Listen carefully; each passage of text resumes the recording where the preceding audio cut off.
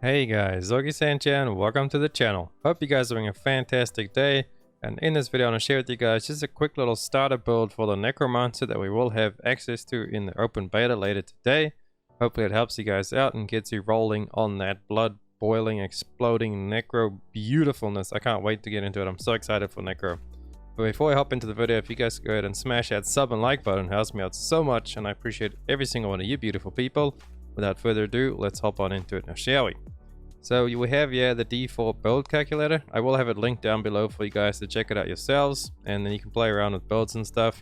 They even show aspects and things. I kind of want to make a full video covering the aspects as well, but we'll go over that in that video. So let's start out with my build. We are level 27 in the build because you do get 2 extra skill points if you actually go ahead and collect all the Lilith statues around Fractured Peaks. I do have a video on how to prepare for the beta that I posted earlier this morning. Go check that out and we'll have a picture for you guys to show you where all the statues are so you can get your 27 points. Without further ado, here is the build. So the basic one, we have the choices of Reap, Decompose, Hemorrhage or Bone Splinters. I ended up picking Hemorrhage as a blood skill, and also after picking up a blood orb, your next Hemorrhage also deals damage to enemies around your target and grants 2 additional essence per enemy. If we go up here, Hemorrhage grants base life as Fortify each time it hits an enemy and has a 1.5 chance to enemy hit to fortify you for 100% base life. So Fortify is like a little shield that it gives you pretty much. You can like build it up to be stronger than your base life. It's just a nice little shielding mechanism that works within D4. And we're gonna like do a blood focus build. This is like my starter build. I read through everything and I'm definitely gonna try out a mage one as well with pets and things. But this is the blood route I'm taking. So we're going Hemorrhage, and then we pick up Unliving Energy. Your maximum essence is increased. We just put 1 point in there because we really want this imperfectly balanced. Your core skills cost 15% more essence, but deal 30% increased damage. 30% damage is massive. I know it costs a little bit more essence, but that's what we got the enhanced Hemorrhage there for, to get more essence for the blood orbs. And this is going to be generating blood orbs, and the other stuff is going to be generating blood orbs. It's just going to be like a essence dump and essence damage. It's going to be crazy. And then we go over to Blood Surge. Now this is the big one over here. Draw blood from enemies dealing 20% damage and expel a blood nova dealing 50% damage. Blood Surge nova damage is increased by 10% per enemy drained, up to 50%. So if you have a couple enemies around you and you hit that, bam, I think obviously 5 enemies is the cap there because 50%, about 50%. So always want to like group up enemies and do pretty much like Blood Nova from D3's Necromancer. Then we pick up Enhanced Blood Surge. Blood Surge heals you 1% of your maximum life when drawing blood from enemies. If number or more enemies are drawn from, then heal for an additional % of your maximum life. So it's just a nice little healing mechanism as well.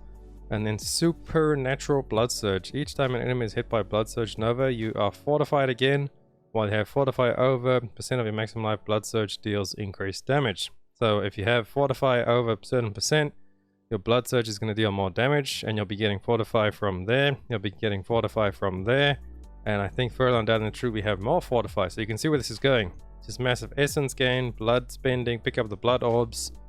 Fortify, more damage, boom, everything goes boom. In this tree I skipped everything for now, and then we moved on down. Oh, if you want to get further down without spending points there, just put more points into Blood Surge. You want to max it out at 5 points, and then you can actually get down to the next tree. Corruption, we're going to pick up Amplified Damage.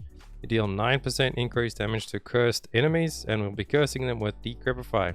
Curse the target area. Enemies afflicted by Decrepify are slowed by 50% and deal 25% less damage for 10 seconds. So just a nice little, you guys all know the Decrepify curse over there.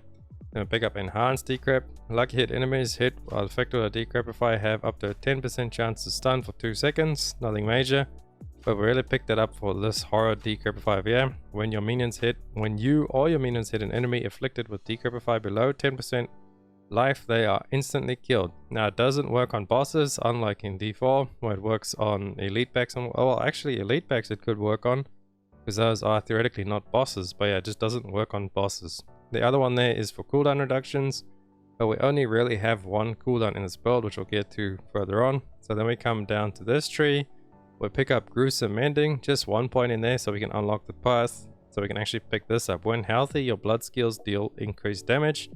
And with all the fortify and all the shielding and healing, you should be healthy most of the time. So again, it's just flat raw damage increase. So this build I think is gonna collapse because the Sork only has like one damage thing, and it really amplifies their damage. We've got like 3 different damage multipliers here just in the skill tree alone, so I really can't wait to see how this works. And then last but not least, we do pick up Blood Wave.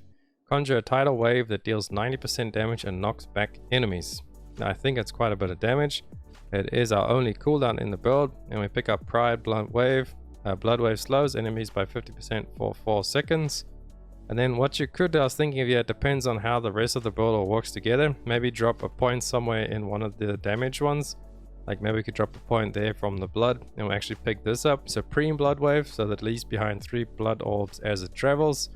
But I think we should have enough blood orb generation with everything else in the build, especially Hemorrhage up here, generating the blood orbs, and then all this other stuff from Blood Surge and everything. I think we should have more than enough, but if it works out that we actually need a few more, or we could do with a few more that like really busted, you could go ahead and pick up Supreme Blood Wave and like drop 1 point over there in the Concealed Blood. So that is my blood build, starter build for the Necromancer. Hopefully we can see how it all works in games later today. I'm so excited to try it out.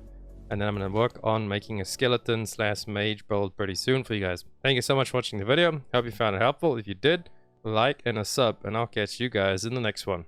Augiesaint out. Run free and dive into the sky. Hear the wind crying.